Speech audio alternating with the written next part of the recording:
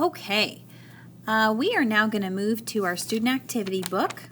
We're going to open up to page 307, and we're going to use the drawings that we've made in our notebooks and our folded rectangles to figure out the equal shares that we need for page 307. Okay, you're not going to need to use all the rectangles on this page, but we should probably try to draw as many ways to separate the rectangle as we can. So let's look at exercise 1. If we want to separate this rectangle into two halves, so that means we want two equal shares. We want two equal parts. We have a couple different ways we can show this.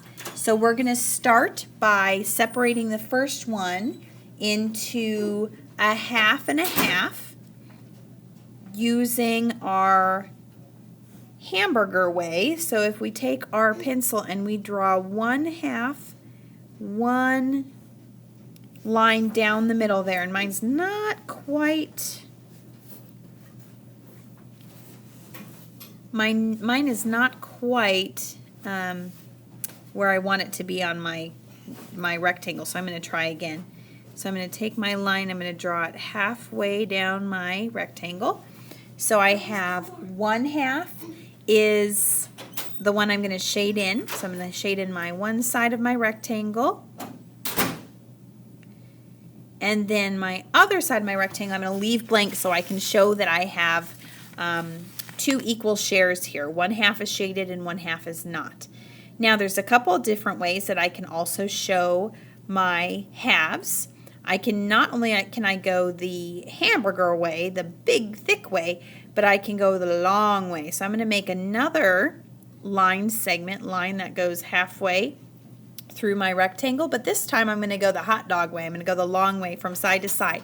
So I'm going to draw a horizontal line across my rectangle instead of a vertical line. So my first rectangle, I had a vertical line going up and down. My second rectangle, I'm going to have a horizontal line going across. So if you see this, I'm going to shade in my top part of my rectangle, and this will show you this is one half, one equal share, and one equal share on the bottom. And if you look at your rectangles that you cut out and you fold your shares on top of each other, you're going to see that those are equal shares. Now there's another way that we talked about when we made our rectangles, when we cut out our rectangles. We can also make an equal share by going from diagonal to diagonal. So I'm going to start at one corner and I'm going to go up to the opposite corner. And then I'm going to shade in that top triangle. And again, when we did this with our rectangles, we cut out the triangles and we flipped them around so we could see that they were the same size.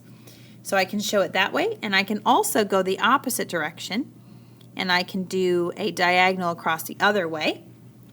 And I can shade in my top triangle, and that shows me that I have two equal shares using my diagonals.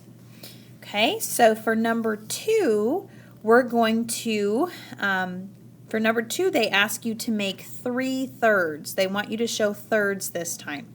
So we have a couple different ways we can show thirds, okay? And they want you to show a couple different ways to do it. So I'm going to give you one of those. I'm going to go the vertical way. So I'm going to make 2 vertical lines. And that's going to give me 1, 2, 3 sections. So I've split my rectangle into thirds, 3/3, and I'm going to shade in my center third so that I can show the difference between my 3 sections. But I'm also showing that my 3 equal shares are the same size. And then I can also go the hot dog way, and I can make 2 lines going through my rectangle, so I still made 1, 2, 3 equal shares. And this time I'm going to shade in this top part of my rectangle, okay, to show 1 equal share, and then 2 equal shares and 3 equal shares. Okay, so I have 3/3 for both of those. Okay.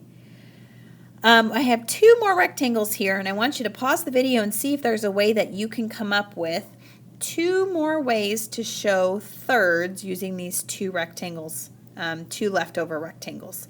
Then, number 3, they want you to make fourths. Now, look at all these different rectangles. You've got all these different ways to show fourths. There's a lot of ways to show fourths on a rectangle.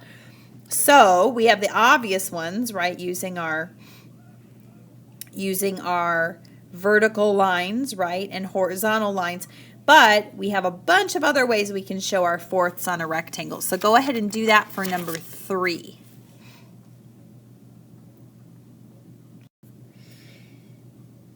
Then on page 308, I'm going to turn to page 308. There's a couple things they're asking you to do on this page. Okay, they're asking you to show equal shares inside of squares, but they're also asking you to do equal shares inside of circles. Okay, so sometimes we have a different shape, but we have the same size. Okay, so for our squares, for number 4, they want you to show 2 equal shares. So again, you should have, starting to get familiar with this, there are 4 different ways that we can show 2 equal shares, and I'll give you a clue. It's the same ways we can show 2 equal shares using a rectangle. So if you look back at your rectangles, that'll give you a clue of how you can show 2 equal shares or halves using squares. And then your 3 equal shares, you can do 3 equal shares in a couple different ways, and you can look back at your rectangles to see what your 3 different ways were for partitioning a rectangle into thirds. That's for number 5. And then number 6, you're going to do your 4 equal shares. And look, you've got a lot of squares here. That gives you a clue that all the different ways you could show that on your rectangles, you can also show that on your squares. Okay? Then at the bottom of the page, for number 7, you're going to be using your circles. So look back at your circles that you made at the beginning, that you cut out and drew on at the beginning of this lesson. The first one asks you to make 2 equal shares. Number 8 asks you to make 3 equal shares, and number 9 asks you to make 4 equal shares. So look back at your circles to try and remember how to do that. Okay? Then number 10 is kind of a challenging question. They want to know if you have these drawings, drawing 1, 2, and 3, and you have your different shares shaded in with blue and yellow. The question asks, how can you explain why the blue and yellow shares are equal? So looking at these drawings here, this first drawing to the second drawing to the third drawing, they want you to tell, based on those drawings, how you can explain why blue and yellow shares are equal. Okay? So finish up those 2 pages in your student activity book.